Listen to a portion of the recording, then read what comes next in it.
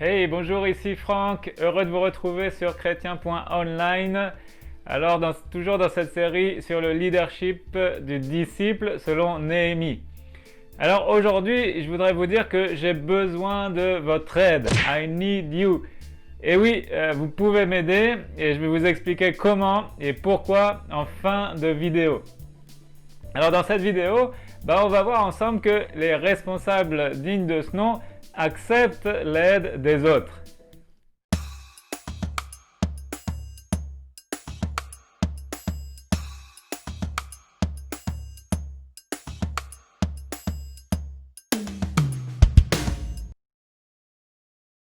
Alors vous ne serez jamais de vrais leaders si vous n'acceptez pas l'aide de votre famille, de vos collègues, de la famille de Dieu, l'Église.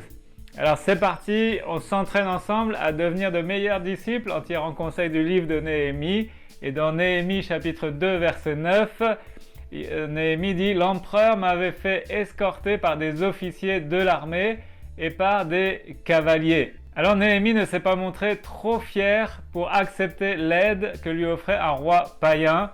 Et il a même considéré cette escorte comme une grâce divine. Alors si tu es plutôt du genre à travailler en mode solo et que tu préfères gérer les choses tout seul, tu penses peut-être qu'on n'est jamais mieux servi que par soi-même et donc tu as du mal à déléguer et pourtant tu sais que ça te soulagerait, les autres seraient même heureux que tu leur fasses confiance. Alors réfléchissons comment est-ce qu'on peut se faire aider, que ce soit dans le cadre familial, au travail ou à l'église. Alors les vrais leaders sont conscients de leurs besoins et ne pensent pas tout savoir. Ils ne sont pas imbus d'eux-mêmes. Ils réalisent que on a tous besoin les uns des autres et que c'est impossible de faire cavalier seul. Dieu a prévu que nous dépendrions les uns des autres. Alors on ne peut pas en faire l'économie. Donc est-ce que vous pensez être suffisant et en fait avoir besoin de l'aide de personne?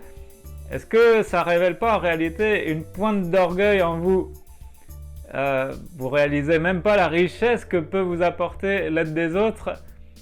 Et pourquoi en fait fuir la volonté de Dieu? Parce que en fait c'est lui qui veut que nous soyons tous interdépendants comme les membres d'un même corps. Alors comme beaucoup, j'ai pu faire l'expérience que pour mener à bien un projet, au début on pense pouvoir tout mener de front et tout seul. Et puis très vite, on est confronté à nos propres limites de temps et d'espace. Et puis on peut agir que dans un temps limité et une seule chose à la fois. Alors que si on se fait aider, alors tout à coup on peut démultiplier le travail accompli dans un même laps de temps. Et alors que nous étions limités à une tâche à la fois, tout à coup plusieurs tâches avancent en même temps. Alors vous connaissez certainement cette citation: tout seul, on va plus vite, mais ensemble, on va plus loin.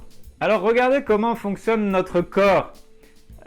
Il est dit dans 1 Corinthiens chapitre 12 au verset 14, « Ainsi le corps n'est pas un seul membre, mais il est formé de plusieurs membres. » Et il est dit, « Dieu a disposé le corps de manière à donner plus d'honneur à ceux qui en manquaient, afin qu'il n'y ait pas de division dans le corps, mais que les membres aient également soin les uns des autres. » Au verset 24 à 25. Et il est dit, vous êtes le corps de Christ et vous êtes ses membres, chacun pour sa part, au verset 27.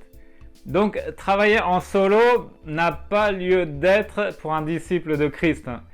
L'Église doit faire savoir qu'elle est dépendante et accepter une aide extérieure à son cercle privé. Et si vous êtes entrepreneur, ce principe est valable aussi pour votre entreprise. Alors c'est vrai que Néhémie a renoncé à sa vie aisée et riche et il était prêt à mettre la main à la pâte. Les leaders doivent être prêts à quitter leur zone de confort et à faire énormément d'efforts personnels s'ils veulent réussir et impacter la société de manière positive. Mais l'impact sera d'autant plus grand qu'ils sauront s'entourer, se faire aider, déléguer, bref, ne pas œuvrer en solitaire. Alors souvenez-vous de Moïse, qui a dû suivre les conseils de son beau-père Jéthro pour assumer son énorme responsabilité. Moïse allait devoir apprendre à déléguer. Alors il est dit, le beau-père de Moïse vit tout ce qu'il faisait pour le peuple. Et il dit, mais que fais-tu avec ce peuple? Pourquoi sièges-tu seul? Et tout le peuple se tient-il devant toi depuis le matin jusqu'au soir? Et le beau-père de Moïse lui dit, ce que tu fais n'est pas bien. tu vas t'épuiser toi-même et tu épuiseras ce peuple qui est avec toi. Parce que la chose, elle est au-dessus de tes forces, tu ne pourras pas y suffire seul. Alors maintenant, écoute ma voix, je vais te donner un conseil et que Dieu soit avec toi. Et puis il dit, choisis parmi tout le peuple des hommes capables. Établis sur eux comme chef de 1000, chef de 100, chef de 50, chef de 10, qu'ils jugent le peuple en tout temps, qu'ils portent devant toi toutes les affaires importantes et qu'ils prononcent eux-mêmes sur les petites causes, allège ta charge et qu'ils la portent avec toi dans Exode 18, versets 14 à 22. Alors, Rudy Lack, qui a fondé un organisme de distribution de livres, était soutenu par des centaines de gens qui s'y consacrent dans le monde entier, sans quoi il n'aurait jamais pu diffuser plus de 11 millions d'ouvrages dans 50 pays. Et il lui a fallu accepter de bon gré toute l'aide qu'on a bien voulu lui donner sur tous les continents. Et voici ce que disait Rudy Lack.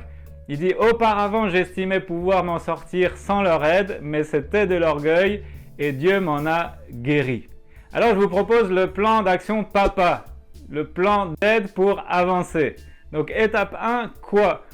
Quel est ton besoin? Quelles sont tes limites? Quelle aide te soulagerait? Qu'est-ce que tu pourrais déléguer? Étape 2, qui? Alors, qui pourrais-tu solliciter? Qui pourrait t'aider? À qui peux-tu déléguer? Vous savez, même vos enfants peuvent vous aider dans des petites choses qui pourront vous soulager. Et en plus, ils seront fiers d'accomplir ces choses pour vous aider. Alors, étape 3, c'est comment? Comment apprendre à déléguer? Qu'est-ce que tu dois mettre en place? Est-ce qu'il y a un protocole, une méthodologie à écrire pour transmettre plus facilement? Aussi, quelle formation peux-tu donner? Certains conseillent de ne déléguer que ce que tu sais faire toi-même. Donc, former des collaborateurs. Mais sinon, qu'est-ce que tu ne sais pas faire et dont tu as besoin pour avancer? Alors, dans ce cas-là, il faut se faire aider pour se former ou alors recruter la personne qui sera compétente là où on ne l'est pas.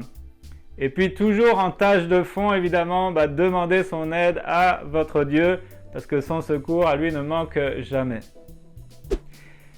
Alors, quel est ton besoin? Qui vas-tu contacter? Comment vas-tu mettre en place ton plan d'aide pour avancer, le plan Papa? Avez-vous l'illusion en fait d'être un spécialiste dans tous les domaines ou êtes-vous assez humble pour accepter une aide extérieure? Tu sais, si tu ne te fais pas aider, tu vas stagner, tu vas patauger, tu vas demeurer dans ta situation actuelle, la situation statique.